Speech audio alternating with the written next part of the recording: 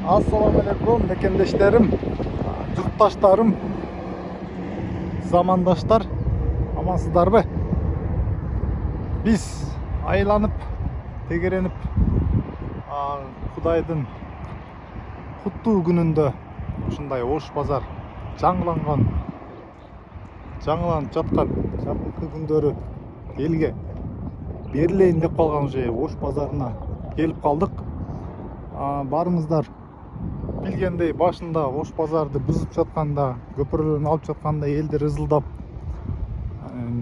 агрессивный характерлерин көрсөтүп, өтө наразы болгон. Биз кандай ушундай бир бактылуу эл экенбиз да.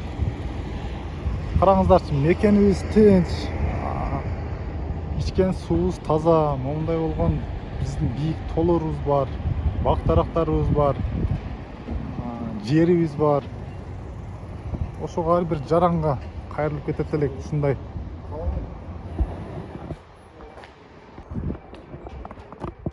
Ошол маалыматты жакшы маалымат алып алдык бул жерге дагы. Барыңыздар да ошо патриотизмге чакырабыз, мекенди сүйүүгө. Мекенди сүйүү бул улут тандабайт. Кыргыз Республикасында канчалаган улуттар бар, жакшылары андан көп. Ош шаарынын жаңы базар экен, өтө салкын. Анан бул жерде пожар, өрт өчүрүүчү машиналар кеңири кирет. Биз өзүңүздөр билсеңиздер, эч негатив сөздөрдөн алыспыз, негатив сөздөргө сүйлөгөнү жактыра бербейбиз. Анан ичине мактап видео тартсак канчанчалары пакта деп дагы жазыптыр. Кандай ойлосо ал, ошол адамдардын өзүнүн ою. Мынакей үстүлөрү жабылган, ар бир рядтын үстү жабык экен.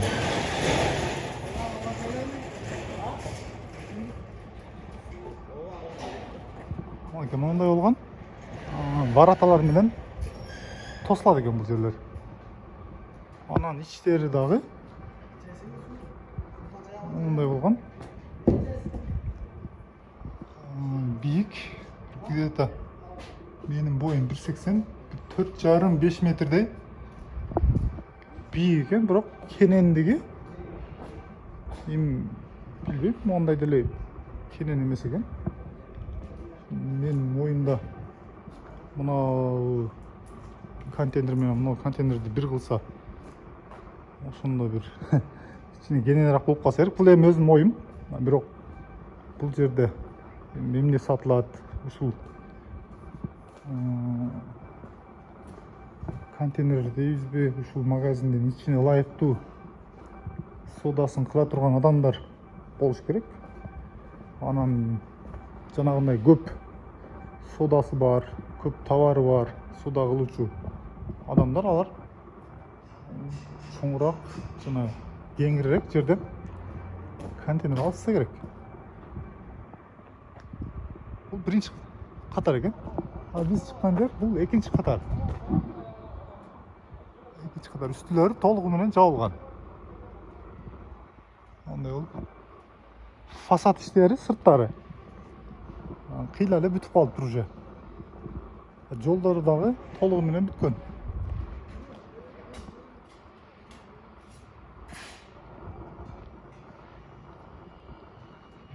Бул жакка дагы кирип көрөлү.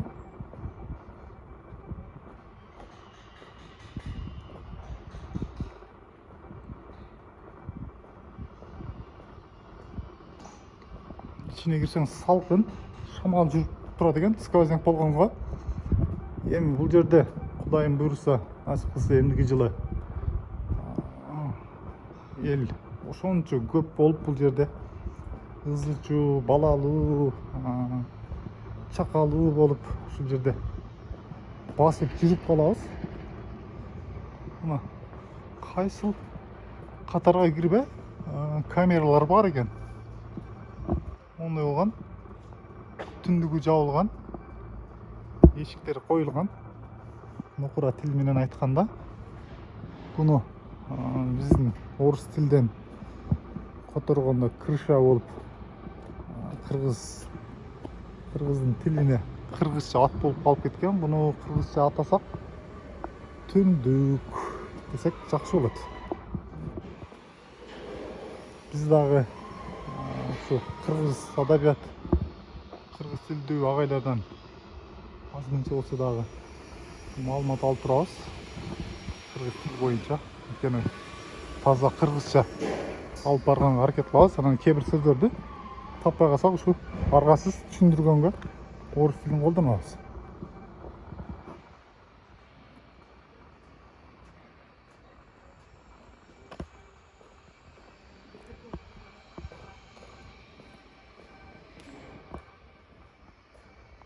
Менимче баары эле стандарт тибинде окшойт.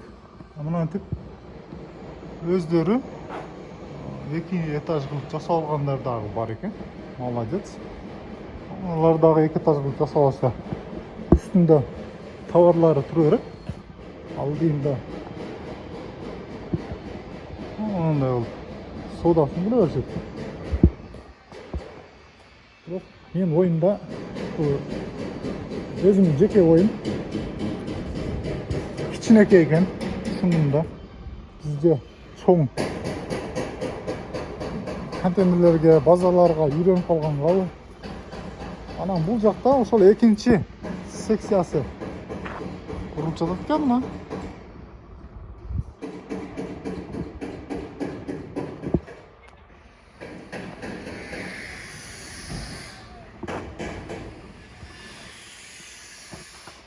Жумушчулар иштеп жатат.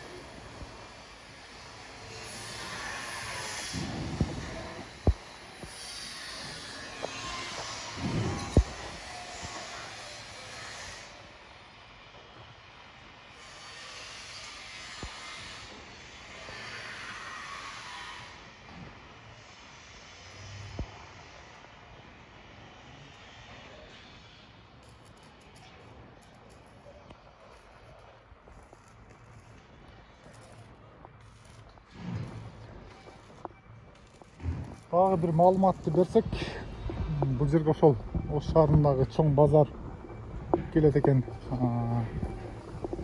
Жана келечек шаар базары өзүңүздөр билгендей эң чоң пробка жана эң чоң бардактардын бири болгон ошо келечек бул жака толугу менен көчүп келет экен. Ал жактарды толугу менен бузуп, толугу менен бул жака көчүлсө эгер, ал жерде жолдор кеңейип, жанагы пробка болгон учурлар жок болсо керек. Мындай болгон. Жумуш бүткөндөн кийин дарбазаларды култап, ичинде толугу менен камерада охранниктер карап олтурушат. Толугу менен үстүлөрү жабык. Жол асфальт. Анан содагерлерге айтып кетчү дагы бир маселе. Сиздердин магазиниңиздер мына жер. Ушудан бияка чыкпаңыздар. Кээ бир акылдуу адамдар бар экен. Базары, содасы бул жакта болот. Бирок мынодон бергилери чыгып туруп, мына жерде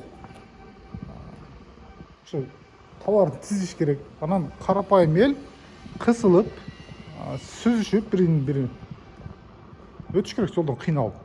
Эгер Кудай сактасын бир жерде бир пожар болсо, бир өрт чыгып кетсе, пожарниктер кантип кирет бул жерге? Сиздер бир эле өзүңүздөрдү ойлобоңуздар. Биз ар дайым айтабыз, пейилди кенен кылалы. Анткени Алла канчалык пейилди кенен кылсак, ошончолук бизге берет. Пейили тарга Алла Таалам дагы тарлык кылып коет. Анткени кыргызда жакшы сөз бар. Тарга тар дүйнө, кеңге кең дүйнө деген.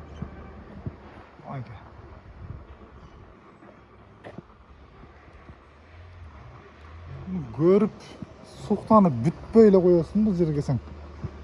Анан ар ким ар нерсени айта берет, ар кыл сөздү айта берет экен. Көз менен көргөн баары бир башка. Анан моундай болгон. Эми бул жер учурда стройка жүрүп жатканга булар туура түшүнсөк болот. Эртең иштеп иш толугу менен жүрө берсе, тазалыкты биринчи орунга коюп, таза иштегенге жана базарды таза кармаганга аракет кылалы. Анткени базар сиз менен бизге гана керек. Ар дайым айткандай, бөлөк улут келип тазалап бербейт базарды. Базарыңар байлык болуп калыптыр, мусор болуп калыптыр, биз тазалап берели деп келишпейт. Канчалык таза болсок, Алла Таалам тапканыбызга ошончо береке берет. Мынакей.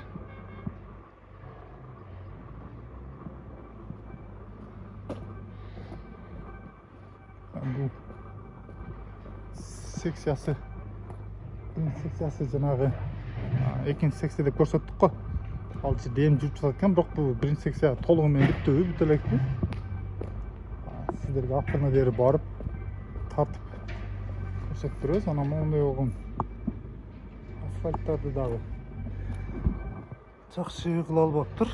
Эмнегедир бүлтөк кылып ичине могу жерлерин түздөп мындай уклон кылыпчы коюшпаптыр. Ушул жерде жол оңдогон адистер. Ушул жерде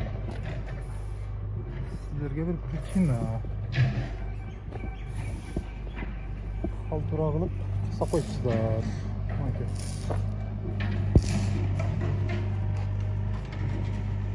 Эмнегедир мындай жакна кылып чыгара алган эмес, буну ушу басып өтүп кеткен. Ушуну мындай кылып кырылуу кылбай, кичине уклонду чыгарып койсо, ошол моментинде болот беле.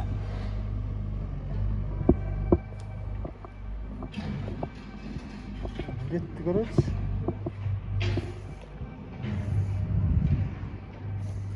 Бул бет деле ошол. Ошондой бул бет деле.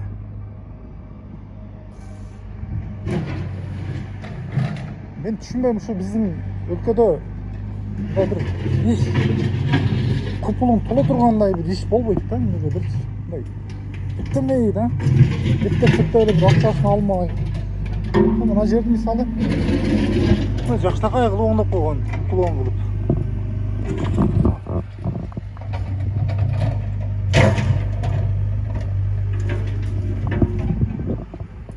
Эптемей, септемей, ушундай бир эптеп акча алмай, ал акча менен бала багат, кичине жакшыраак иш кылып, кичине чын жүрөк мененчи алган акчада адал боло беле дейм да.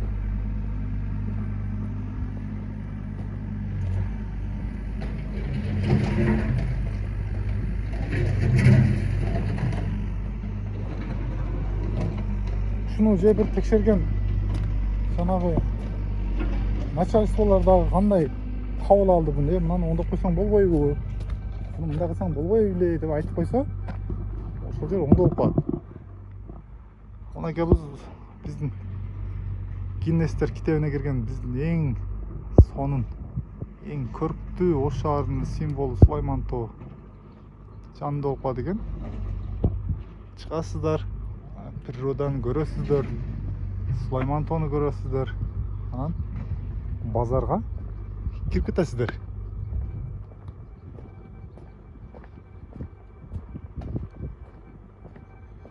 Бул жерде дагы ошо бир чайкана сыяктуу же бир кафе сыяктуу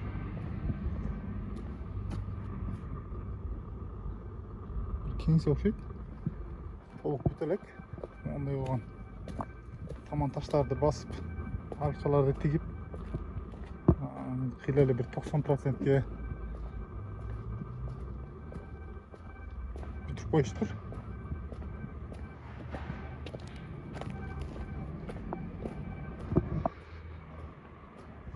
Ошол биздин көрүүчүлөр, арба каман болуңуздар.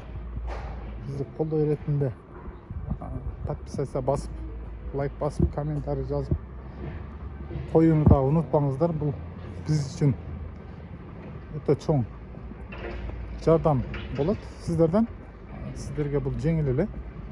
Сиздерден эч нерсе кетпейт. Лайк басып, подписаться болуп койсоңуздар кийинки чыгарылган видеолорубузду дагы көрүп турасыздар. Бул жерге келсек, бул жер дагы ошол көрүнүш. Эмнегедир жакшы чыгарылган эмес асфальт. Латок сынып латоктор коюп салган.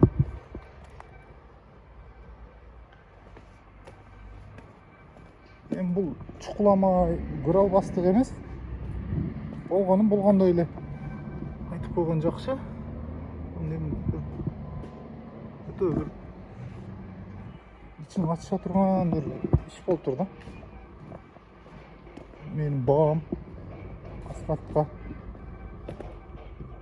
3-4% берем. Жакшы эмес асфальт. Басылгандан да бийилип кеткен көп жерлер. Бунун базанын иштери, рядтын иштери ар бир жакшы басылган. Мондай болгон жерлерди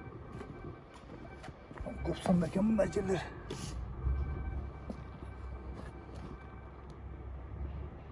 Эми телефондо толук көргөзө албайт экенбиз.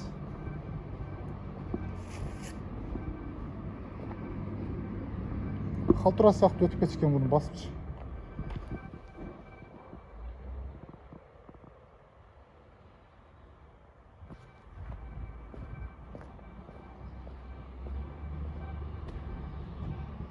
Бул жакты мындай жакшынакай кылып уклон кылып койгон. Баарын ушундай кылып койсо болбойбу? Эмнеге бир жер уклон болгон, экинчи жер эптемей болгон. Усталардын бирөө жакшы, бирөө жаман болуп калганбы? Түшүнүксүз. Бул жерде эле ошо калтура. Ушуну кабыл алган ушу начальстволорго жеткизип коюңуздар, көрсүн. Эгер көрбөгөн болсо, же көрүп көз жумуп койгонбу? Бекер кылыштыр. Эртең бул мен 99% жооп берем. Бир кыштан өтпөй мына жерлер жарылып, латоктун бери жарылып, мына жерлер. Мындай болчу. Тешилип, асфальт жарылып кетет.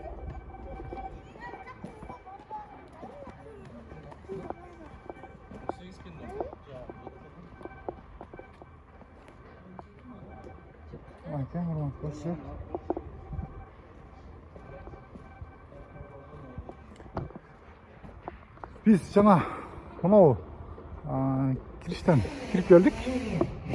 Сиздерге толугу менен Ош жаңы базарын тартканга аракет кылдык. Ош Сити жаңыланып жатат. Ош шаары курулуп, бул жака жаңы базар курулуп жатат. Бул эми мамлекеттин өнүгүп өсүп жаткан бир деңгээли. Ушудан да бир байкасак болот. Анткени бул малга бери мындай жакшыбы, жаманбы асфальт эмес, бир кичинекей бир көчөлөрдү да оңдоо өтө оор болуп калган Ош шаары үчүн. Азыркы учурда болсо килтейген шаар курулуп атат. Килтейген бир Ош базарды же бул жака көчүрүп алып келейин деп калган чагы уже.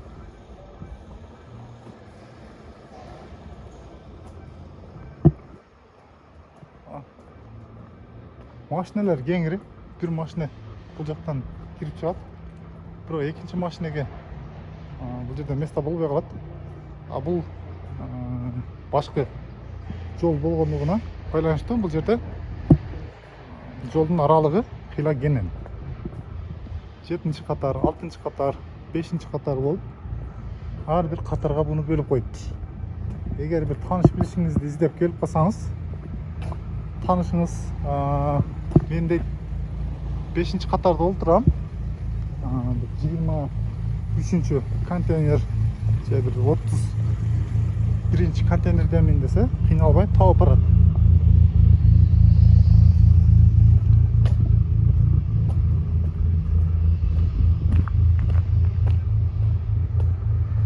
Ошол Ош базарынын жанагы алдынан тартканбыз го, ошонун арт жагы бул.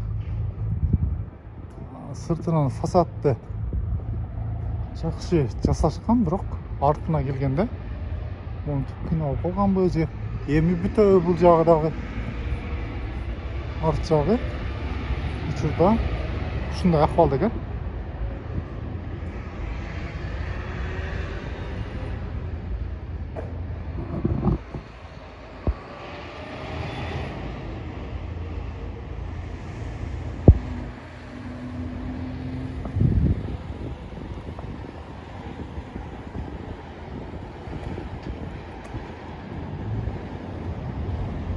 Бул жолдун наркы бетиндеги мегаполис.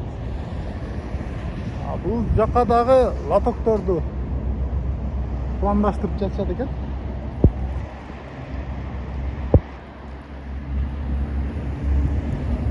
Асфальт куюучу техника турат. Бир аз асфальт төсөө иштери калып кетти.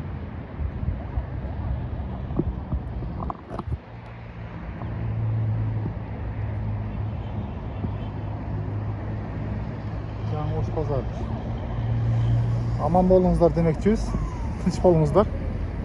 Бизди колдой беретинде подписка басып, ой пикир жазып, комментарий жазып калтырабыз. Барыңыздарга аманчылык каалайбыз.